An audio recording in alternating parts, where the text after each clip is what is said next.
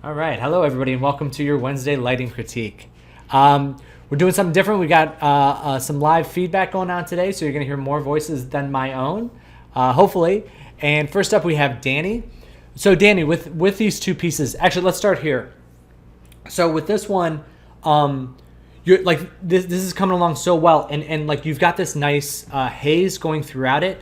But this is a good example as to why we sometimes try and limit that diffusion and that haze to just the brighter areas. Because what's happening is it's kind of infiltrating these darks in here and it's lifting up all the dark values. So what we want to do, and I don't know if you're using Nuke or Photoshop to post-process this, but Nuke, yeah. So you want to use the keyer to kind of key into just the brighter areas. And then you kind of want to limit it to that, because what we're doing is we're adding a softening that happens on the lens of a camera, and it only kind of happens in the bright areas. Otherwise, it's just kind of like you can kind of see here. It just kind of seeps its way into the dark values and lifts them too much. So I would say let's really focus in on that. And then for the crown itself, I'm realizing this too. Like this side, because you think about the light coming in here, hitting here. It's going to create a really bright patch underneath it. And that's going to, well, two things. One, light will bounce up on this side. And also this will reflect that light down there. So I want to kind of get a little bit more light on that screen left side of that. It's fine everywhere else. It's just right there. But we're starting to really get this like central focal point, which is working out really well. Yeah. And the other thing is you guys can make comments on each other's too. I'm realizing now. That's fun. So if you guys have questions about something, or you like, because I want this to be a little bit more interactive if we're doing it in this format. So, but yeah, that would be the area that I'd like to focus in there. And for this one, yeah, this is. Oh, go ahead. Question, the other one. Yeah. So, do I need to, like, the light is coming in from the right side of the screen? Do I need to make like a visual, since it's not really day, like do I need to put like moonlight or something to make the rest of the scene stand out or something? Because it's very centered and I don't know if it's like lost or something. Are you talking about for like the outside of the windows and stuff? Yeah. Yeah. So, yeah, I would put something like if we go moonlight, we may need to cool this light off a little bit and neutralize it so it's not quite so warm. But I've always been thinking about this as being like a very like staged for film shot where there's it's more emotional than it is realistic. You know what I mean? Because it feels like they would just take some giant floodlight and just like put it outside this window and just jam all this light through and then allow everything else to go dark. It's more of like because it's like a crown that's kind of floating and it's like kind of mythical. And so I've always thought about it being a little bit more like that. If you wanted to put it in the realm of reality, you could go two ways with it. You could make it more daytime out here and then use that as a motivational source. Or you could make it more moonlit and then just neutralize this light a little bit more so it's not quite as warm. Because moonlight is generally when you do nighttime stuff, the moonlight is pretty white balanced and then everything else is pretty cool. So you can kind of do that too. Okay, cool. Yeah, no problem. And then for this one, yeah, like the haze back here and everything is looking really good. Like I said, this is coming together really nicely. It's just a matter of like pushing as much detail into the shaders as we can. Like I said, I can see there's more scuff marks in here. That's great. A little bit more on the edge of this. Actually, the slide looks like it's gotten a little bit transparent around in here. That might be a thing, but like It's really weird because there's no transparency and I really lowered the SSS, so it's reacting very weird. it's weird. Yeah, it might. I don't know what that is. Then if there's no transparency, then yeah, I mean, like I can see. It's just like, but like my brain's like, but you can see through it. So I'm not quite sure. Yeah, I'm not quite sure what's happening there. But yeah, I mean, like this is coming together really well. This is a challenging shot. And then just double check the brick. They look like they might be really stretched back here. Like they look like really long and wide. So just getting that in place there. But that, yeah, this one's just about continuously building that up. And I saw that you were posting in the shading group, so I know that Jasmine will be able to give you some feedback there as well. Yeah, but I think this one's come a long way. I like this one. This one's really good.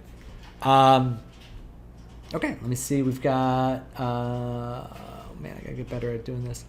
Right, Diana, you are next up in my queue, so let's take a look here. So you asked the question about how to light an animated shot, like what's the protocol, and you're doing it 100% right. Usually what I do is so whenever you're animating a shot or whenever someone's animating a shot, they pick out hero poses and then they kind of animate between them. So if like the character's like looking here and then looking here and then looking here, like you can kind of identify those hero poses, and then there's just animation kind of in between those points. For lighting, I try to identify those same points. Like if the character's looking this way, and then looking up, like I pick 3 frames that kind of exemplify the 3 main points of the shot. And it could be anywhere from, like sometimes it could just be 1 frame, sometimes it could be 5 to 7 if it's a long shot. But I identify a few frames. I light those stills to where I think, like I get those stills to looking where I want.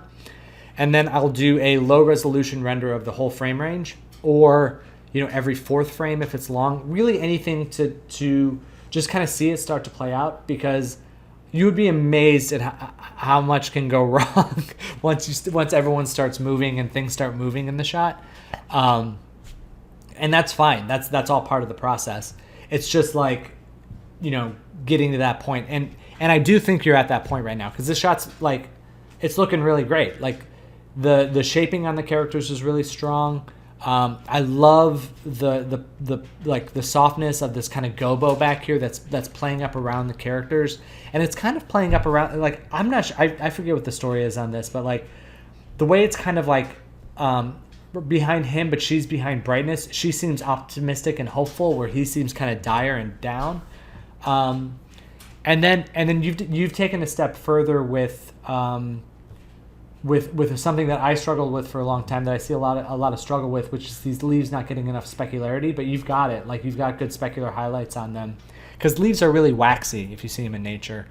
So at this point, I think we can go ahead and move forward. The only thing that I was thinking was figuring out a way to get some more shaping on this foreground table, the thing that the box is set upon.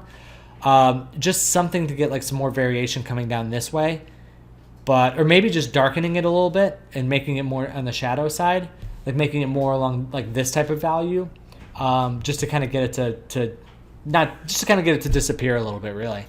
But yeah, I think this is looking good, and in both frames. And again, like having this hat on will change his read a lot. Like it may cast a weird shadow on some frames or something. But yeah, what you have now, I think, is enough to start that process. Okay, I will do the sequence render then, because Yeah. I submitted this frame because with the original setup, she was almost completely in shadow Yeah. at this frame, so that's where I like added the fill lights, but then it was also working with the other frame, so I just thought I'd ask. Yeah, no, it's a totally valid question, and it's like you get better at it with practice, but it's totally like an act of faith. Like I had this ritualistic process when I would light of just taking, because like if there were existing master lights, if it was like a sequence, I would drop them in blindly, maybe look at 1 frame and then just render out like whatever I knew could get done overnight, so I could take a look at it the next day. Just render out something and just see what happens, because like in a lot of the same ways that something that you think will work doesn't work, sometimes just like leaving things as is and rendering it, like you can start to see some good things that can come out of that too. So yeah, great job with this one. All right, Jordan, you're up next to my box windows. So this is looking really good. There's 2 things. So I was looking at reference, and there's sometimes that like search words are just like the hardest, like candlelight, like cave. I was thinking of like Goonies or like Indiana Jones. I was trying to find like reference from something, and I just like for the life of me, I just couldn't, like it was like I found like actual Goonies candles, and I was like, who is buying Goonies candles? But whatever. But the one thing that I really wanted to look at and find is because I've like caves are very damp, and they're very like the walls are wet to the touch. And I wonder if we can't get a more tighter specular highlight on this wall that's like more of like a moisture type of feel to it, and then also pushing this value, because I think you've done a good job pushing it, and I'm just wondering if we can't get it a little bit stronger, maybe somewhere up around here, just like around, I guess it'd be a little bit, that's around like it would basically be like from here, like back behind him forward to kind of walk into that a little bit. But then, like I said, we do want to kind of cut it off here at the end to have him kind of walk into some darkness. But yeah, it's really just about like getting the diffusion up on that a little bit. And then I would render out a pass of just the wall with almost like a metal material on, or something like really, really specky, and then try and just paint that in a little bit in these highlights with like a warm specular highlight, and see if that gives, because that'll create a lot of shaping and a lot of visual interest, and kind of really get that cave-like feel. And then just watch out for the shadow getting very sharp edged up here. I know it's a candle, but for some reason, because of the way that they move and the way that like their shadows tend to be a little bit softer, especially when something is a decent, a few feet away from it. And then the last thing I was thinking was just like there's some dark points in the flame itself that you want to just kind of boost up a little bit there. If it's I call it a flame. I don't know if is it a flame? You there? Oh, you're muted, I think. Wait, I can unmute you. Can I unmute you? I can't. There you go. There you go. Okay, so it was like this element that the animator included with it already. It's just like imagine a bunch of paper strings, but then animating together to look like fire. So it's not like, it was kind of weird. I had to like put a point light, and then I had to light get away to kind of get that fiery effect to go off more. So that was kind of a struggle, because I tried to cheat it using bloom to make it look like it was fire and not a bunch of paper flying around. Mm-hmm. And then in terms of like the cave getting that diffuse, my problem was if I pressed it too high, it looked like his hand was being blown out. Like it kind of looks like that a little bit. I'm not sure, that actually might be normal though, I'm not sure, but. No, I mean, I think the hand value is pretty good. Like I think that's like it's just, yeah, that's tough. That's a tough element to get. I do remember that from some of your early iterations. It looked like there was just string sticking out of it or something. So really commendable job of getting to this far along. It looks really good. Thank you. It's actually like an animated shot, so I've kind of been working on a few frames, just kind of looking through what it looks like. Like I did that master letting, like what Dani was doing. Mm-hmm. And then kind of going through frames, making sure it looks right. So I kind of just rotated the key light if his head turned, make sure it didn't look like a horror film. Yeah, because that like this type of lighting situation can definitely turn that way too. If like the character just turns his head slightly, I hate it when they turn their heads. I yell at the animators all the time, like stop making them turn their heads. The other thing too. Yeah, and that's it. Like, so I worked for a long time without like an IPR or a quick render setup. That's another thing too, is just kind of scrub through the frame range and just kind of get a rough idea of the way it's looking, because you can get a better sense of that without having to do the full render. It's just like sometimes the way the light looks in motion just it really matters. And like, or sometimes you'll be here and those look fine, but in the middle there's like a shadow that like slashes across their face or something that you just never know is coming. So that's really good. Yeah. Yeah, no problem. No, Shibli, let's go here. Okay. So great job getting the yellows out. I think that's working really well. I do think there's the two things that I would like to see. And the background looks a lot better than it did in that earlier iteration. So the brights on these chips is very bright. I want to see those pull back like a little bit, just because they're kind of clipping out. And it's fine if there's like a few that go brighter, I guess, but this many of them we could probably tone back down. And then the other thing is with this character being as like pure red as he kind of is, I would try and pull a little, like it looks like there's either a green or a blue light that's kind of hitting him on the face there. I would, or maybe it's a reflection. You know, it might actually just be a reflection of the table.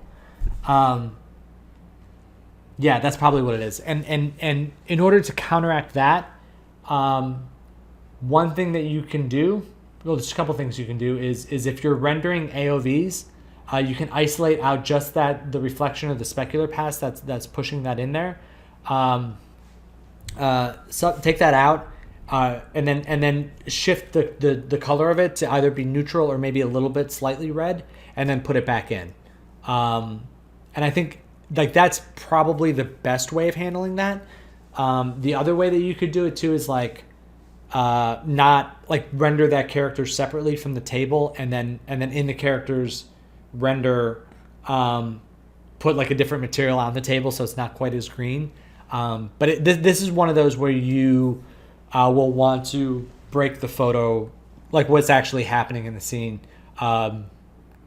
in order to get the look that we want. Because I think those two, the red and the green elements, are counteracting each other a little bit, if that makes sense.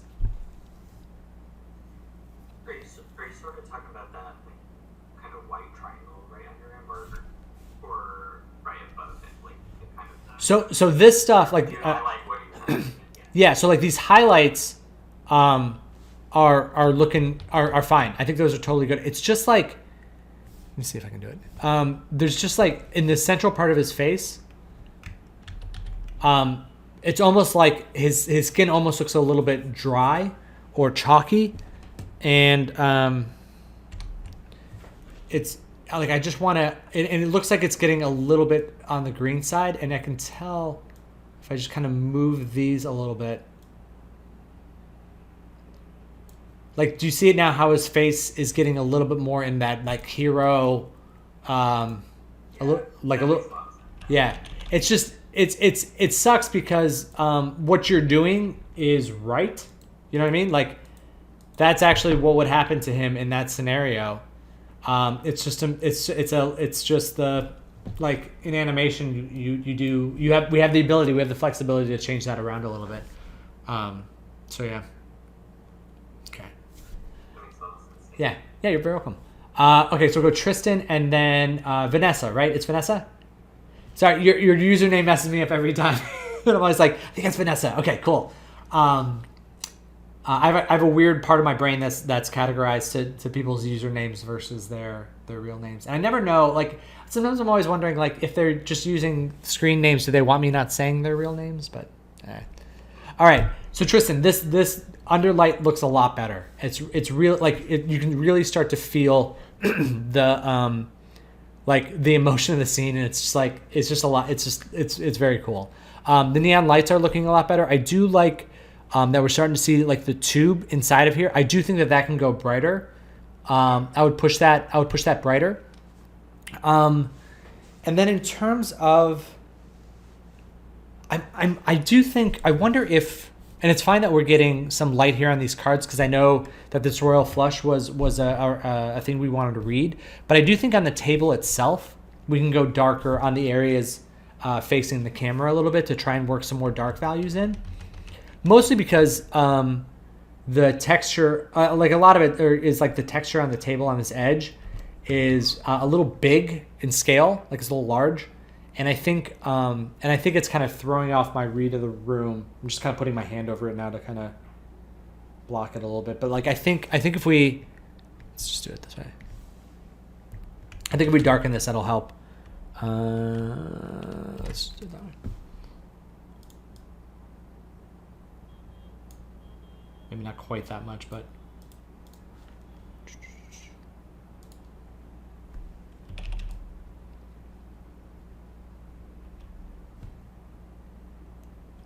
But something a little bit darker like that, because it really will help us zero in on the character a little more. And then also just like build that light to dark value across the whole frame and just have like more of a dynamic range. And then I do think that, oh man, this is tricky. I was gonna say that back here, like by this exit door, so let's see it. I'm wondering if like darkening back there too might help. but Darkening the door. yeah, like to create like almost like a tunnel back there. Okay. Let's see. Oh, we don't want to change the color, but like but sometimes that can, when you do that in this like kind of heavy, foggy thing, it actually messes up the read a little bit. Let's see if that works. Sorry, this is actually what I do a lot with my shots. Is just like,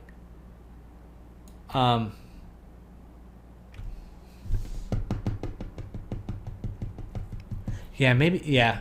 I think that works a little bit. It would just be a matter of, instead of just like purely darkening it like I just did, it would be about maintaining some of that saturation in the color too.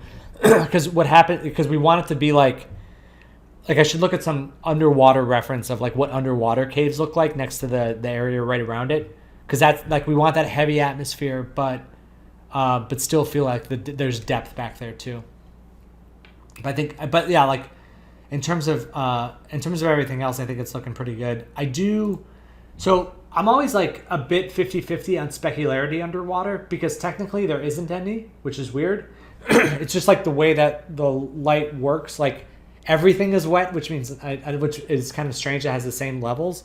But I still, what the hell was I working on? I forget what film it was, and I was having this not like a debate because he was the art director and he won, but he was like, yeah, let's pull and I was like, I do feel like a little bit of specularity on there can help. And so you can choose to add as much as you want, like to add if you want, but I think just having like a little bit on these key side might help, just like a little bit of specularity in there.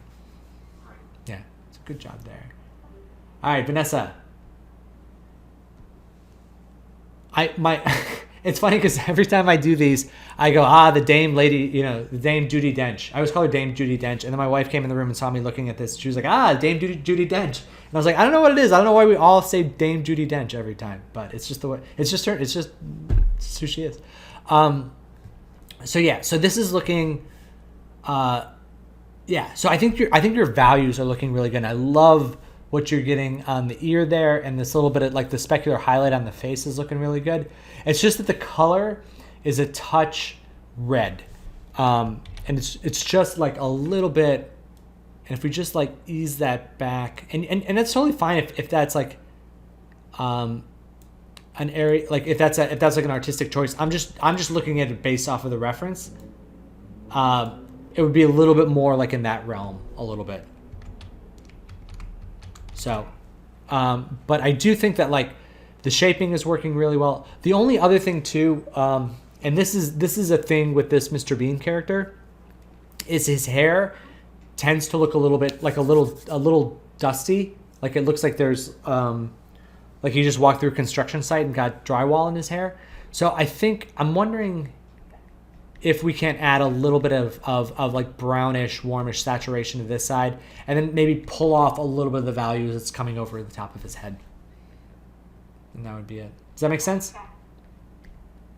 Yeah, absolutely. Thank you. Yeah, of course. Yeah, I was having a hard time getting that highlights with left because his ear is in the way. Yeah. So then I had like this extra line like in front of the ear, but then it looked really off because the ear was like dark and yeah. No, Really, totally. nothing against that. They're just really big. No, that's Nothing that. against them. No, it's totally fine. That's the that's just that's the funny thing about lighting CG characters is that their geometry is usually so exaggerated that they don't always, like, sometimes that A to A matching of a reference is hard because you're like, oh no, Dame Judi Dench does not have giant ears like that. So that could be a real thing. So cool. All right, so I'm gonna go. Yeah, I'll go through. Let's see. We've got a few others of other images to go through. I'll go through those pretty quick, and then I will. If you guys want to hang out, feel free, and then I'll circle back with everyone at the end to see if there's any other questions or anything else we want to talk about. But yeah, we'll go through these alphabetically. So and feel free. Like, I've got the audio going, and hopefully this is picking up all your guys' voices. If you guys have anything to add, or if I'm missing something, let me know. So this is Amy's. It's looking really good.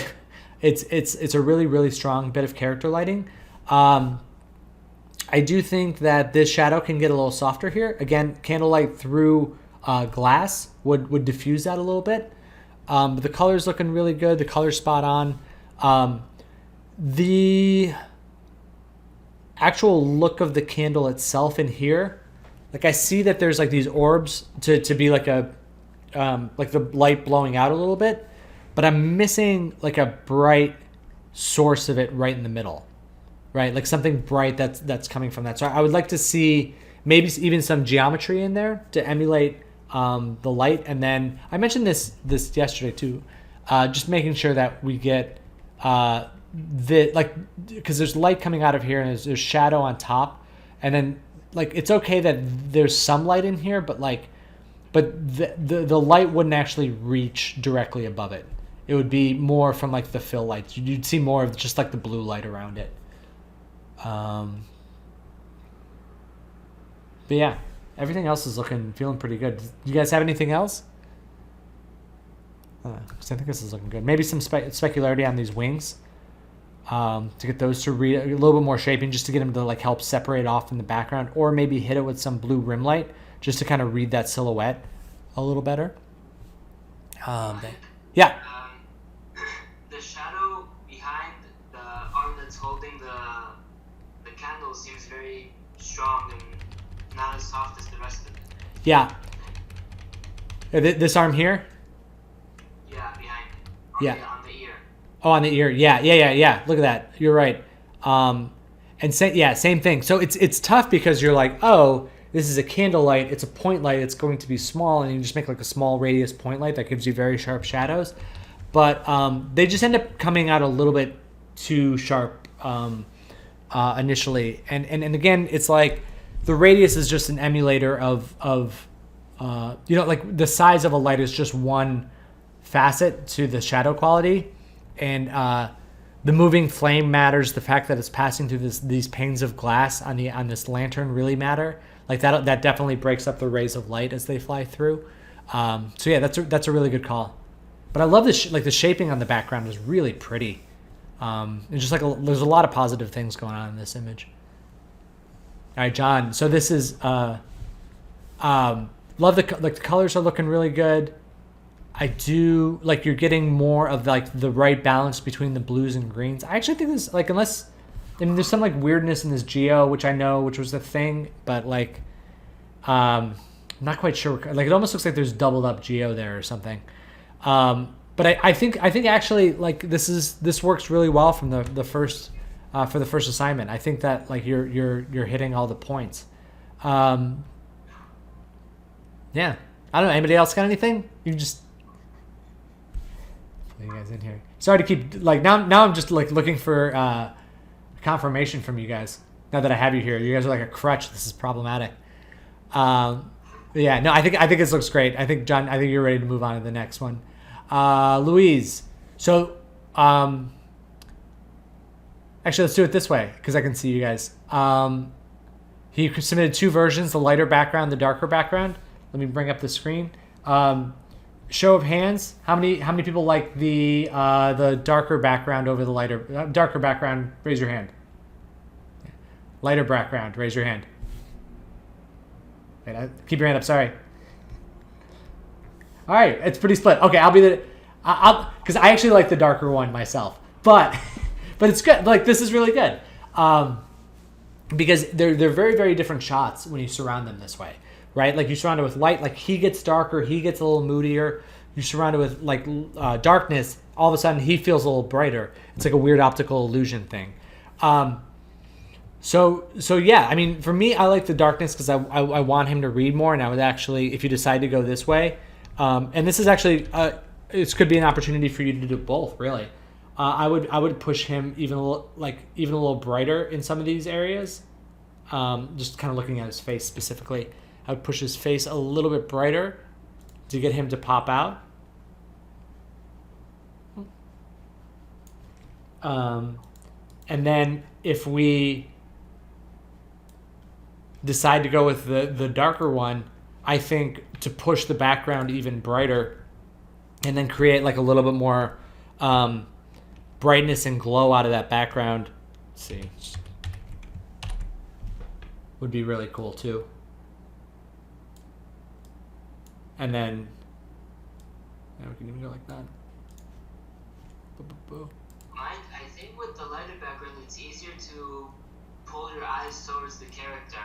With the darker backgrounds, like everything was meshed together. Yeah, that's fair. Because like this is a darker over light read. No, that's true. Like that's one thing about the darker is that the tonality is very similar to the blinds, and then we kind of lose that depth space a little bit. Yeah, that's fair. But this you get a lot more range, right? Yeah. No, that's a fair point. So I think you actually have two ways you can go with this. So, Louise, you may have been looking for answers, but I think we just pushed it back into your lap a little bit. But like I said, a lot of this stuff is, like showing multiple versions of it. Oh, one thing I wanted to announce before I stop sharing my screen, because I think that's everybody today. Again, we've got the Foundry presentation tomorrow. Didn't mean to turn off my camera. There we go. We've got the Foundry presentation tomorrow. So if you guys haven't registered for that, we'll announce the monthly lighting challenge. But the other part of it is because we're doing that, I won't have time to do a lighting critique tomorrow. So we're just going to push everything to Friday, if that's okay. All right. Well, I'll open it up. Do you guys have anything else before we break for the day? Any other questions or anything?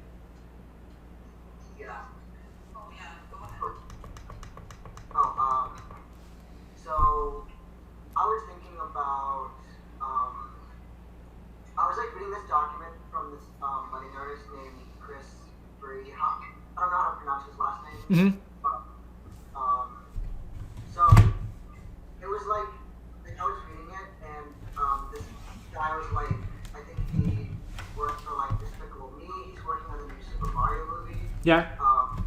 And I thought it was interesting to see like different perspectives of how lighting artists describe like terminologies. But when I was reading it, it like confused me so much because I'm so used to like our specific terms we use for lights. So seeing a different lighting artist use totally different terms and have a totally different like view, it like messed my head up, and I had to just like turn my brain off for the night. Like, what are your thoughts about that? Because obviously, like, not everyone's going to use the same terminology or approach for lights. Yeah, totally. Yeah, I mean, I'm skewed by my like the places I've worked, my upbringing as a photographer, and being in the studio for that type of stuff. So, can you give me some examples of some terms that were different, or like? Yeah. So he used like the term. He said he doesn't like to use the term rim light. He likes to. He just call it sunlight or top light, and then he would use the terms upstage and downstage. Okay. That's not, that, I mean, that could be like people from film background, or could be theater background stuff too. It sounds theater to me, but my take on it is that the term, like I've been listening to the Roger Deakins podcast a lot, just on my runs in the morning. Like I just started at the beginning and kind of working my way backwards through them, and he uses a lot of terms that kind of go over my head sometimes, talking about like specific light types or some things like that. I think at the end of the day, it's we all have the same motivation at the end. It's just a matter of like kind of getting up to speed with people, and like it's just like regional dialects on stuff sometimes, right? It's just like, and they were talking about this too. They were talking with the color timer in the episode I was listening to, and just how much difficulty she has talking to people who only know digital and don't know film-based things, because they talk about like adding a point of blue or a point of cyan to something, or stopping something up or stopping it down, and people don't always know what that means.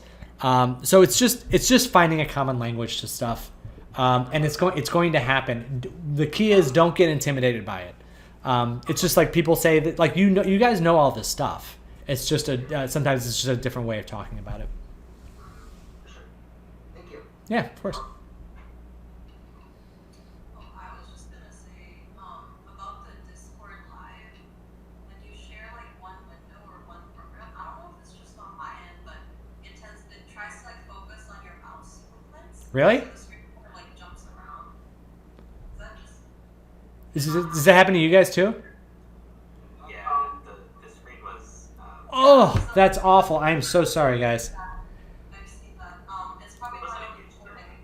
Yeah, no, that stinks. Let me see something. Like, if I go live on the full screen, and then like, does this do it? Like, if I go like this and then blah blah blah, this is lighter or darker.